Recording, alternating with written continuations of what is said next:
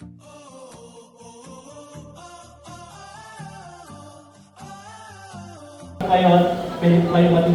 umaga pa rin po mga ka-journers, mga kapwa ko Pasigueño. Bahagi pa rin po ito ng flag raising ceremony at tatanggap po ng parangal ang pamahalaan lungsod ng Pasig mula sa MMDA.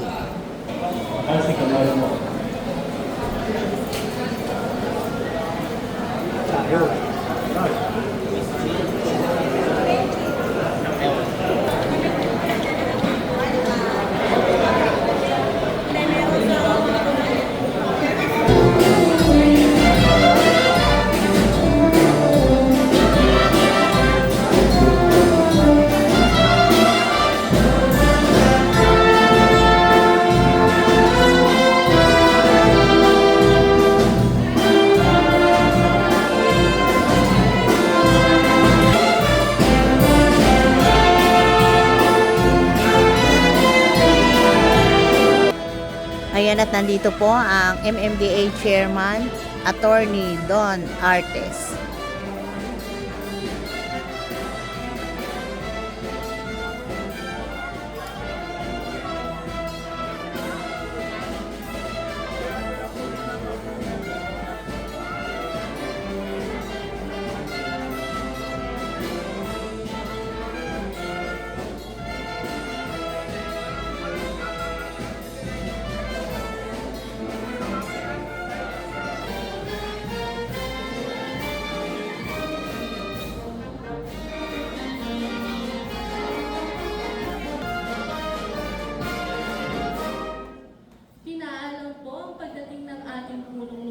Kagalang-galang ng Mayor Vico Soto at ang mga bumubuo sa ika-12 sangguniang panglungsod sa pangunguna ng ating Vice Mayor Dodot Jaworski Jr. Para naman po sa turnover of Metropolitan Manila Tobacco Control Awards of 2026, tinatawagan po namin si Binibining Ann Zamora mula sa City Environment and Natural Resources Office.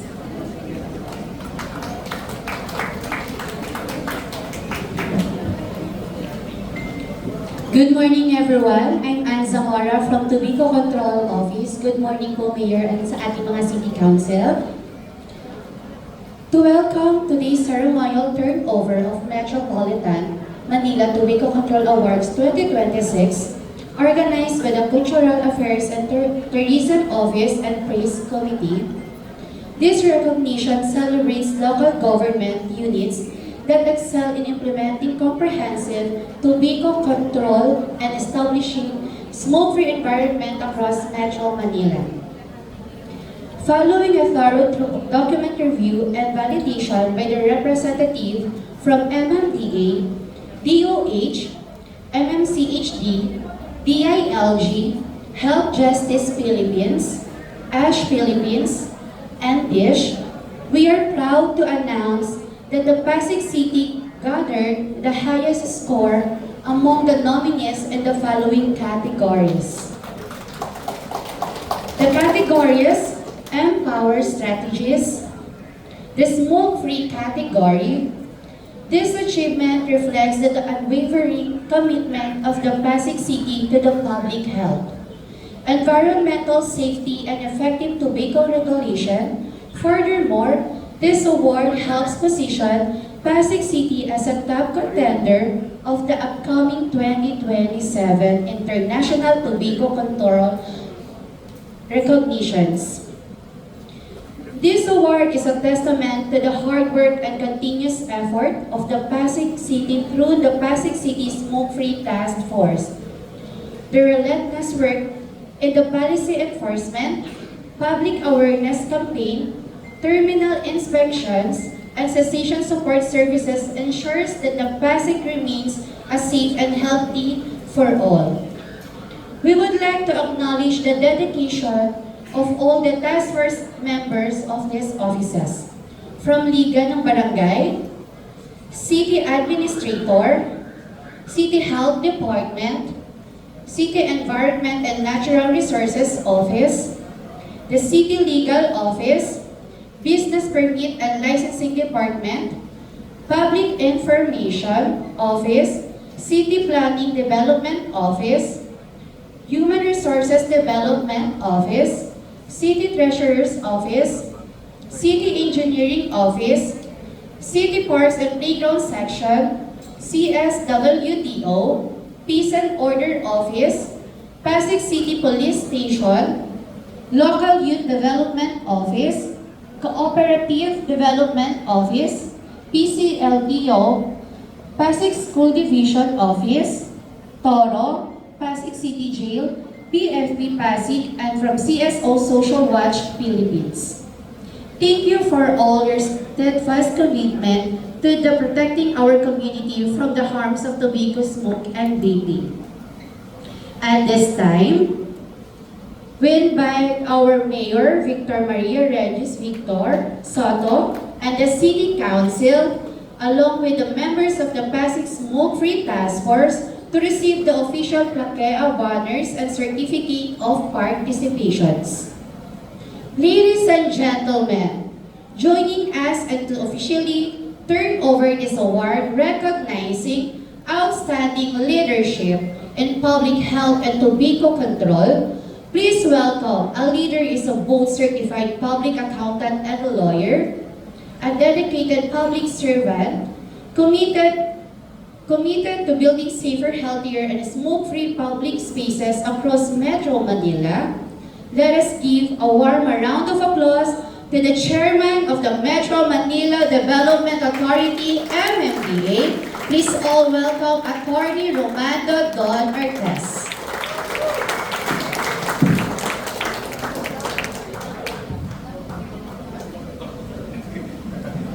Sorry, Mayor.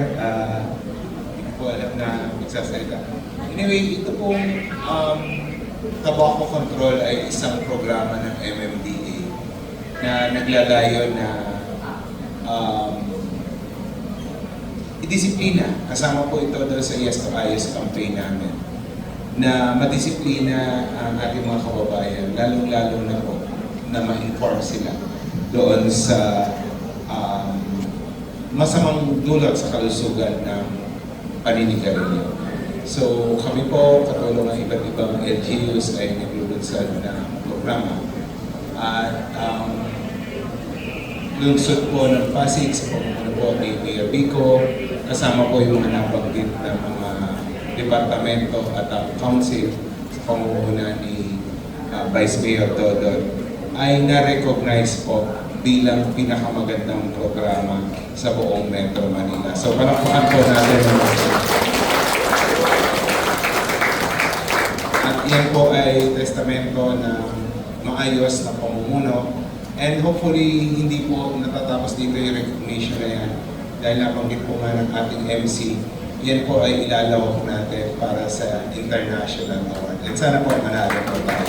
Magandang umaga po sa atin. To turn over this award for Empower Strategies, for letter M, monitoring tobacco use. May we call on the representative from Liga ng Barangay, Administrator, CHD, Senro, CLO, PPLB, PIO, CPDO, HRDO, City Treasury Office, City Engineering Office, CSWDO, City Parks Playgrounds, POD, PNP, LYDO, PCLEDIO, SDO, Toro, Pasig City Jail, and PFP Pasig, and Social Watch.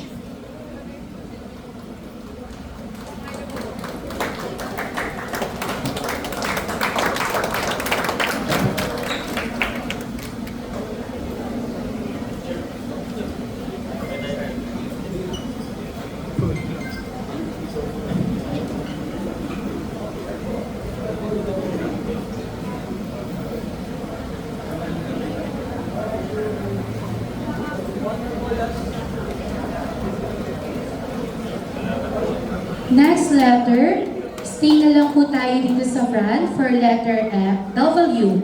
Warning about the dangers of the week. Letter W.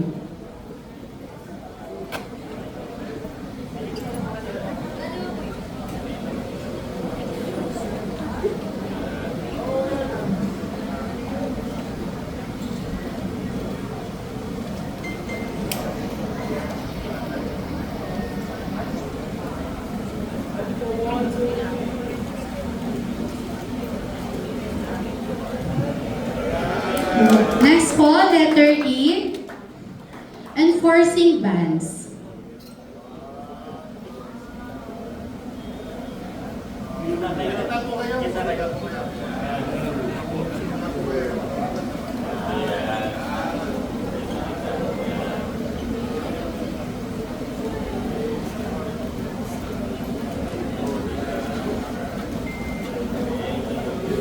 And last, the smoke-free category.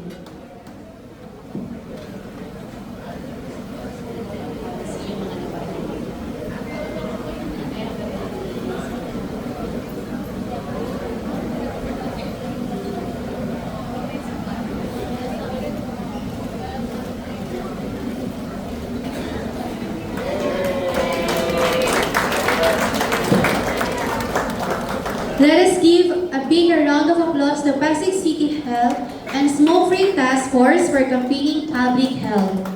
Thank you to the MMDA and to everyone who continues to keep Pasig City clean, healthy, and smoke-free. Congratulations, Pasig, and have a great day.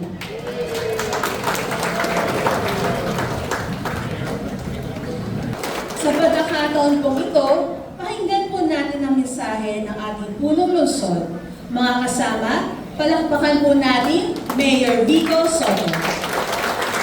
Maraming salamat. Magandang umaga, isang maulan na umaga sa bawat isang koni ng ating pamahalaan mula sa nasyonal, sa lokal na pamahalaan. Siyempre, binabati po natin ang ating mga bisita mula sa MMDA sa pangunan ni Chairman Don Artes. Chairman, maraming salamat po. Talaga masasabi natin, nasa paumuno ni Chairman Don, kasama ng mga staff ng MMDA, nagiging mas maganda ang ugnayan ng Metro Manila LGUs. Dahil 17 LGUs po tayo magkakatabi. Hindi lang sa tobacco control, pero pati sa mga ibang bagay. Sa pangunguna po ni Chairman Don, doon lang po napasa after so many decades. Halimbawa, ang Unified Traffic Code ng Metro Manila. Marami pa pong iba. Napakalaking bagay po yan. Sa mga nagtrabaho, siyempre, una na po yung tobacco control unit natin, pero nabanggit naman lahat ng iba pang opisina na tumulong, pati yung mga civil society organizations na tumulong. Sa bawat isa po sa atin, congratulations dahil isa daw sa pinakamagandang tobacco control program. Pero lagi nating paalala, hindi lang naman sa health, kundi sa lahat ng sektor, sa lahat ng programa natin. Pag may pagkilala, pag may parangal, opo, masaya tayo, pero sana po ay nagiging motivasyon po yan para lalo pa nating paigtingin pa ang ating ginagawa. Dahil marami pa tayong pwedeng i-improve pati dito sa programa na ito. Pero congratulations po sa atin. Congratulations. Lalo na sa mga nagtrabaho at nagsumikap para maging posible ito. Pasensya na, Chairman, dito muna kami nag-flag racing dahil paulan po sa labas. Kaya yung iba, diretso na rin sa opisina kasi maliit po yung lobby natin. Maraming salamat po sa ating lahat. Magandang umaga. Adjourn na po tayo.